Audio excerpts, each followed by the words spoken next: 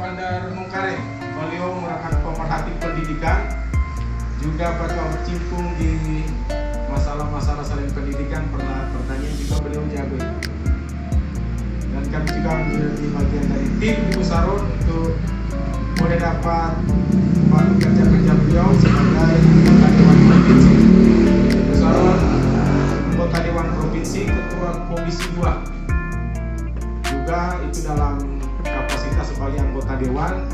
Kalau di gereja, Sekretaris Wanita Kaum Ibu Sinode. Nanti waktu dan kesempatan kami berikan kepada Bapak Ibu, kepada Ibu Sarun untuk memberikan pengantar pada kegiatan sosialisasi rancangan peraturan daerah pada sore hari ini. Waktu dan tempat kami berikan. Yang ada di 7 jemaat wilayah Tareran 1 yang sudah hadir saat ini. Jadi waktu lalu Baku Dapa dengan Ibu Penatua waktu orang ada kegiatan. Nah, kebetulan saya dipercayakan untuk berada dalam badan anggaran. Nah, saudara-saudara, itu salah satu tugas. Jadi sebagai dalam fungsi anggaran. Tugas yang kedua adalah fungsi legislasi yang ini.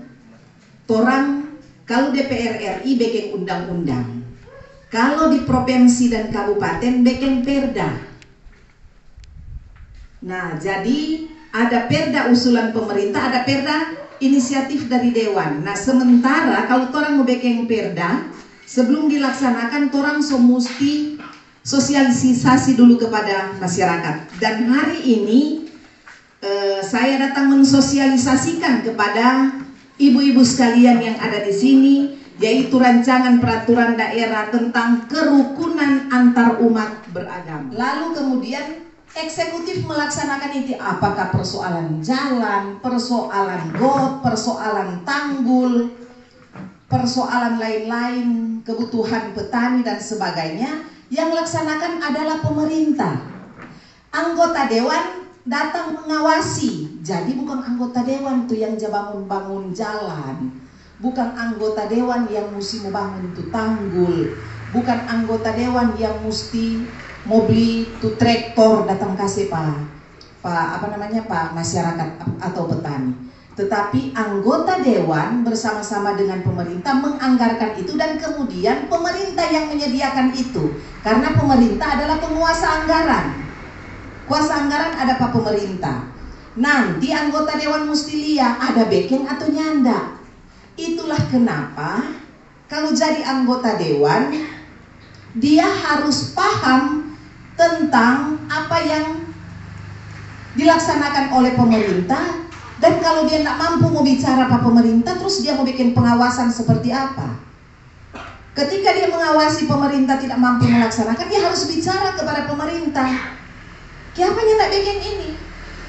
Ini kan orang sama-sama sepakati harus dibuat. Kenapa pemerintah tidak laksanakan? Atau kenapa pemerintah buat tapi ternyata modelnya seperti ini, tidak sesuai? Begitu. Sosialisasi rancangan perda yang saya laksanakan adalah bagian dari tugas dan tanggung jawab saya sebagai anggota DPRD Provinsi Sulawesi Utara, di mana kita akan membuat perda tentang kerukunan antar umat beragama yang ada di Sulawesi Utara. Dan oleh karena itu, sebelum perda ini akan difinalkan, maka kita sudah mulai melaksanakan sosialisasi kepada warga masyarakat, dan juga kita mendapatkan masukan-masukan dari masyarakat tentang rancangan perda ini.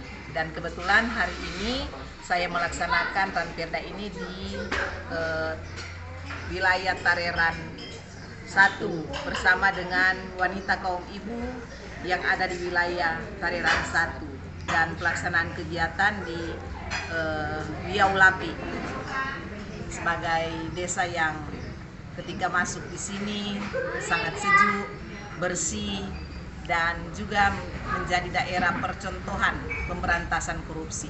Hebat pemimpin yang ada di sini. Menjadi tugas pemerintah adalah akses jalan untuk masyarakat itu dibuat, bukan cuma akses jalan umum, bukan cuma jalan akses jalan dalam kampung, tapi juga akses jalan pertanian juga harus dibuat, karena kita akan berbicara tentang potensi perekonomian masyarakat. Salah satu yang menentukan adalah akses jalan itu. Jadi memang penting ini pemerintah memberikan perhatian supaya kemudian potensi-potensi masyarakat kita yang ada di daerah kita ini bisa berkembang lebih baik. Memang yang harus final dulu dalam pemahaman kita bahwa hasil produksi petani yang didapat melalui pohon seho, pohon akel adalah diantaranya cap tikus dan gula merah atau gula batu orang Minahasa bilang. Nah, dan saya kemudian menyampaikan kepada pemerintah dalam sidang paripurna agar supaya kita harus membuat perda perlindungan bagi petani cap tikus. Kenapa ini penting? Karena ini adalah salah satu produksi dari petani yang ada di Sulawesi Utara, petani yang ada di Minahasa, yang perekonomian mereka bisa meningkat, bisa menjadi baik karena hasil produksi. Karena itu mereka harus mendapat perlindungan dalam hal supaya mereka dapat terus-menerus mengelola pohon akel ini, dan kemudian juga bahwa tidak akan pernah ditakut-takuti lagi dengan berbagai hal yang sering didapati oleh kaum petani kita. Nah, kemudian bagaimana pemerintah yang mencarikan solusi soal pemasaran ini. Nah, penting ada izin, tapi memang kita sementara mengkaji. Kemarin saya sudah memanggil tim provinsi dari dinas perizinan, dan bahwa memang mereka sedang mengkaji kalau hasil dari petani cap tikus ini, yaitu cap tikus itu sendiri, apakah akan keluar izin sebagai bahan baku, atau kemudian juga mereka akan melihat bahwa akan mengeluarkan izin produksi. Jadi nanti itu akan dilihat dan sementara dikaji, dan saya berharap agar supaya memang petani dalam penghasilan mereka ini benar-benar mendapat perlindungan dari pemerintah atau dari negara kita. Terima kasih Bu atas waktunya.